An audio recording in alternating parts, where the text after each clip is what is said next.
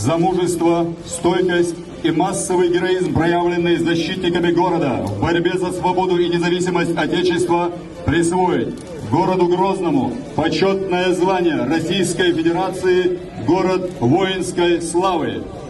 Президент Российской Федерации Владимир Владимирович Путин.